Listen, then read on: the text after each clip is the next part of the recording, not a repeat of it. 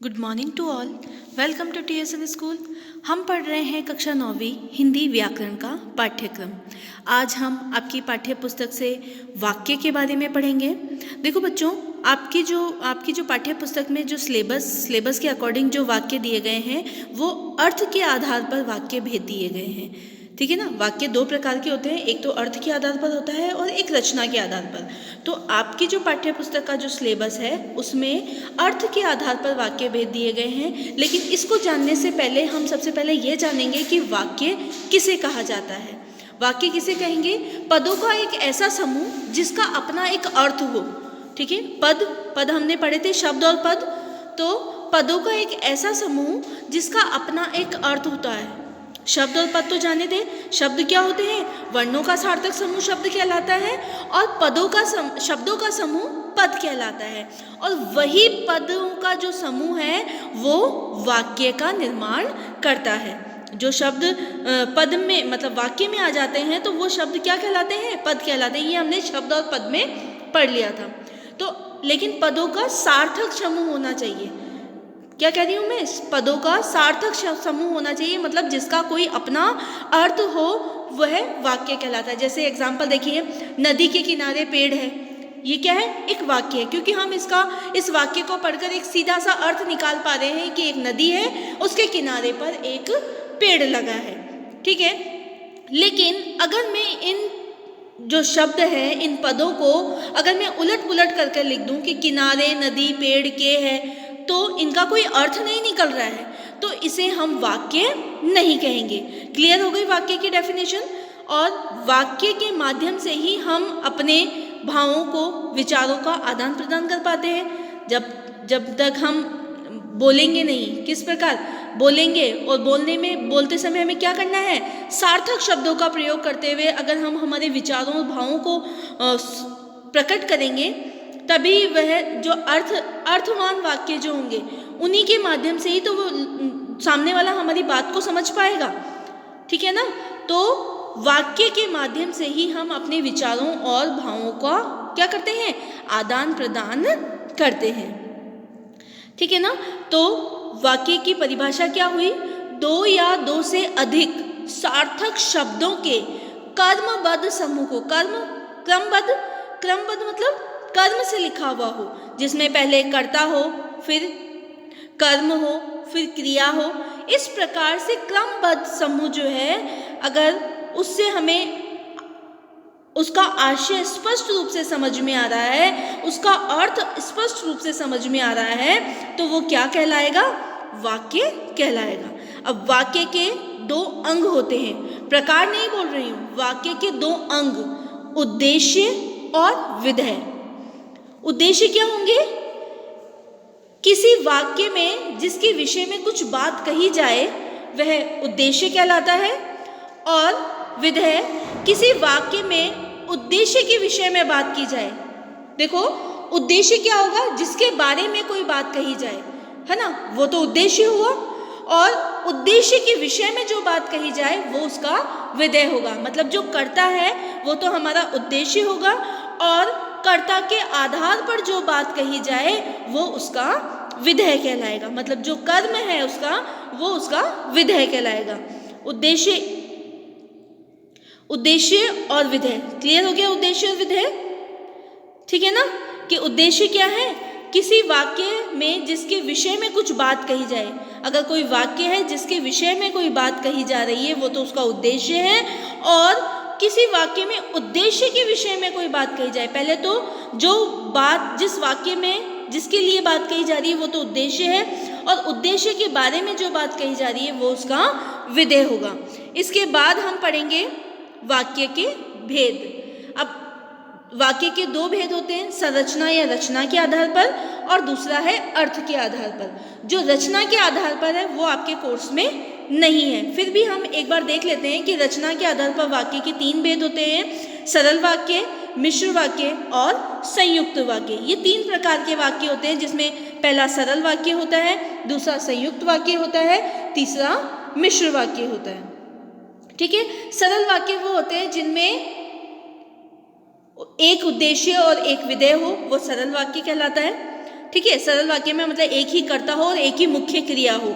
मैंने क्या कहा था, उद्देश्य और विधेय, मतलब जो उद्देश्य जिसके बारे में बात की जा रही है वो तो विधेय है, और वाक्य में जिस विषय में बात की जा रही है वो उसका उद्देश्य, तो मतलब एक ही कर्ता और एक ही मुख्य क्रिया हो, वो सरल वाक्य है। मिश्र वाक्य जिसमें एक मुख्य उपवाक्य हो और अन्य आश्रित उपवाक्य हो और योजक तीनों द्वारा उसे जोड़ा जाए तो वो मिश्र वाक्य कहलाएगा। ठीक है। संयुक्त वाक्य वो होते हैं जिस वाक्य में दो या दो से अधिक सरल वाक्यों को समुच्चय बोधक शब्दों से, समुच्चय बोधक शब्द कौन से होते हैं, जैसे और, या, फिर, तथा, अथवा, लेकिन, किंतु, परंतु, ये जो सारे समुच्चय बोधक शब्द होते हैं इनके द्वारा दो सरल वाक्यों को जोड़ा जाए तो वह संयुक्त वाक्य कहलाते हैं। ये अपने आप में स्वतंत्र होते हैं। मिश्र वाक्य क्या है, एक दूसरे पर आश्रित होते हैं, ठीक है, लेकिन संयुक्त वाक्य योजक चिन्हों द्वारा जोड़े जाते हैं और ये अपने आप में स्वतंत्र वाक्य होते हैं। एक स्वतंत्र वाक्य, दूसरा स्वतंत्र वाक्य, और उसको योजक चिन्ह के द्वारा जोड़ा जाता है। जैसे राम सोता है, श्याम खेलता है, तो राम सोता है और श्याम खेलता है, तो राम सोता है इसका भी एक पर्टिकुलर अर्थ निकल रहा है और श्याम खेलता है इसका भी एक अर्थ निकल रहा है, लेकिन इसे योजक चिन्ह के द्वारा जोड़ा गया है। क्लियर है। इसके बाद आपके जो सिलेबस में है अर्थ के आधार पर वाक्य के भेद। अब अर्थ के आधार पर वाक्य कितने प्रकार के होते हैं, अर्थ के आधार पर वाक्य 8 प्रकार के होते हैं। सबसे पहला है विधानवाचक वाक्य, निषेधवाचक वाक्य, प्रश्नवाचक वाक्य, आज्ञावाचक वाक्य, विस्मय आदि बोधक वाक्य, इच्छावाचक वाक्य, संकेतवाचक वाक्य और संदेहवाचक वाक्य। अब हम इसको एक एक करके पढ़ेंगे कि अर्थ के आधार पर जो 8 भेद दिए गए हैं उसमें कौन से भेद में क्या बात कही गई है। तो सबसे पहले है विधानवाचक वाक्य। विधानवाचक वाक्य क्या होते हैं, जिस वाक्य के द्वारा किसी काम का करना अर्थात किसी प्रकार की जानकारी प्राप्त होती हो उसे विधानवाचक वाक्य कहते हैं। किसे कहते हैं विधानवाचक वाक्य, इन वाक्यों से किसी कार्य के करने या होने का बोध हो। कोई कार्य कोई कर रहा है या हो रहा है, या किसी काम का करना, या किसी जानकारी, कोई जानकारी हमें प्राप्त हो रही हो, वो विधानवाचक वाक्य कहलाते हैं। जैसे चीनी मीठी है तो ये जानकारी प्राप्त हो रही है, सोहन पुस्तक पढ़ता है तो ये कोई काम कर रहा है, सूर्य पूरब से निकलता है ये जानकारी प्राप्त हो रही है हमें, है ना। नित्या खाना पकाती है, ये कोई काम कर रही है। काव्या नृत्य करती है, तो ये किसी कार्य को करने का हमें जो बोध होता है, जो जानकारी प्राप्त होती है, वो कौन से वाक्य कहलाते हैं, विधानवाचक वाक्य कहलाते हैं। दूसरा है आपका निषेधवाचक वाक्य। निषेधवाचक वाक्य में आपको शब्द पढ़ के ही निषेध का अर्थ होता है मना करना, किसी चीज पर रोक लगाना, है ना। तो इन वाक्यों में नकारात्मकता होती है। नकारात्मकता मतलब नहीं, नहीं करना है ना। तो जहां पर भी नहीं वर्ड आए जिस वाक्य में, तो आप समझ लीजिएगा ये निषेधवाचक वाक्य है। जैसे रात में बिजली नहीं रहती, सोहन पुस्तक नहीं पढ़ता, अंकित बीमार नहीं है, मैं घूमने नहीं जाऊंगा। इस प्रकार नहीं शब्द, नकारात्मकता जिसमें हो रही है, जो बात मना की जा रही हो, है ना, उसे निषेधवाचक वाक्य कहते हैं। क्लियर हुआ आपको विधानवाचक और निषेधवाचक वाक्य। अगला है आपका प्रश्नवाचक वाक्य। प्रश्नवाचक वाक्य कौन से होते हैं, जिन वाक्यों में कोई प्रश्न किया जाता हो। सबसे पहली बात तो जहाँ क्वेश्चन मार्क आ गया, या फिर जो प्रश्नवाचक जो शब्द होते हैं, जैसे क्या, कौन, कब, कहाँ, कैसे, किसका, ये आदि जो प्रश्नवाचक शब्द हैं जहाँ पर भी आते हैं, या क्वेश्चन मार्क जहाँ हो, आप समझ लेना ये प्रश्नवाचक वाक्य है। जैसे अजय खाना खाएगा, अजय क्या खाना क्या खाएगा, क्वेश्चन मार्क। तुम कब पढ़ने जाओगे, तो कब, क्या, ठीक है। क्या आप खाना पसंद करोगे, तुम्हारा नाम क्या है। तो यहाँ पर हम प्रश्न कर रहे हैं, है ना, तो ये प्रश्नवाचक वाक्य समझ में आ रहा है, इजी है आपके लिए। विधानवाचक, निषेधवाचक और प्रश्नवाचक। अब अगला है आपका आज्ञावाचक, है ना। आज्ञावाचक कौन से होते हैं, जिस वाक्य में किसी को आदेश दिया जा रहा हो, या तो आज्ञा दे या फिर उसको आदेश दे, तो इस प्रकार के वाक्य क्या कहलाते हैं, आज्ञावाचक वाक्य कहलाते हैं। आरव तुम कहाँ बैठे हो, तुम वहाँ बैठो, है ना। या फिर कृपया आप सब शांत रहें, ये तो आज्ञा है।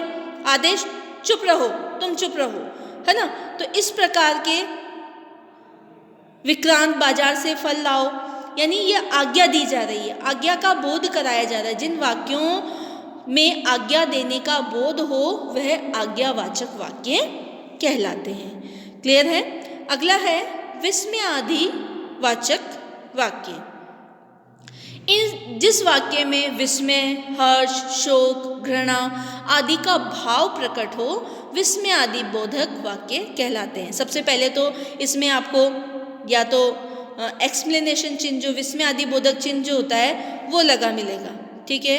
दूसरी बात, जैसे अगर हमें हर्ष हो रहा है तो वाह क्या बात है, अगर हमें किसी से घृणा है तो छी वहाँ बहुत गंदगी है, कितनी गंदगी है, आहा कितना सुंदर मौसम है, ठीक है।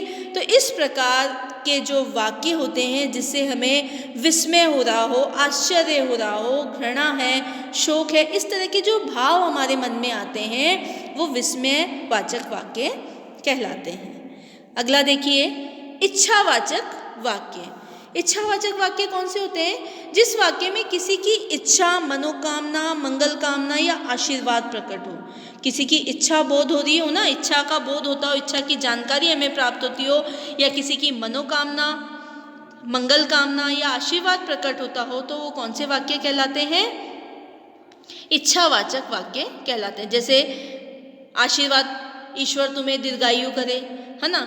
मंगल कामना, नववर्ष की बधाइयाँ, ठीक है। काश मैं भी अभिनय कर सकती, ये मेरी इच्छा है कि काश मैं भी अभिनय कर सकती, काश मेरे पास भी एक कार होती, ये मनोकामना है ना। इस प्रकार की मनोकामना या मंगल कामना या आशीर्वाद प्रकट करने का जो भाव हमारे मन में आता है वो कौन से वाक्य कहलाते हैं? इच्छावाचक वाक्य कहलाते हैं। अगला है आपका संदेहवाचक वाक्य।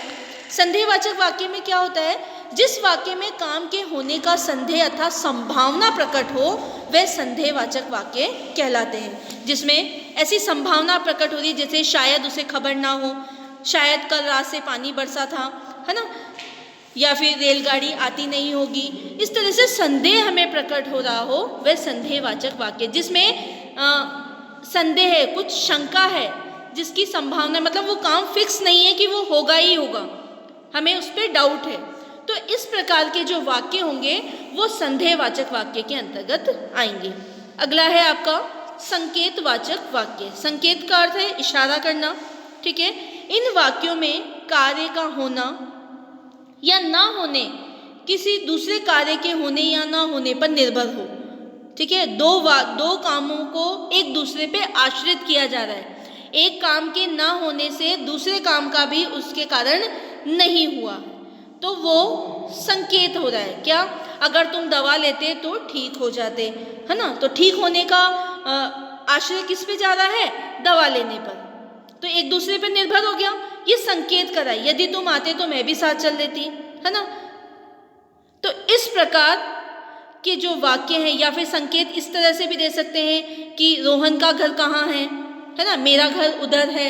इस तरह से इशारा करके भी हम ये बता सकते हैं ये मेरा स्कूल है, तो ये भी संकेतवाचक वाक्य के अंतर्गत ही आते हैं। क्लियर है? तो सबसे पहले तो हमने वाक्य की परिभाषा देखी, उसके बाद वाक्य के अंग, उद्देश्य और विधेय, इसके बारे में चर्चा की। उसके बाद वाक्य के भेद, उसमें रचना के आधार पर वाक्य के भेद और अर्थ के आधार पर। रचना के आधार पर आपके कोर्स में नहीं है, फिर भी सरल वाक्य, मिश्र वाक्य और संयुक्त वाक्य, 3 प्रकार के वाक्य होते हैं। इसके बाद आपका जो सिलेबस में है, अर्थ के आधार पर वाक्य के भेद 8 प्रकार के होते हैं। विधानवाचक वाक्य, निषेधवाचक वाक्य, प्रश्नवाचक वाक्य, आज्ञावाचक वाक्य, विस्मयादि बोधक वाक्य, इच्छावाचक वाक्य, संकेतवाचक वाक्य और संदेहवाचक वाक्य। इसका डिटेल एक्सप्लेनेशन हमने समझ लिया, इसको अच्छे से लर्न करना। धन्यवाद।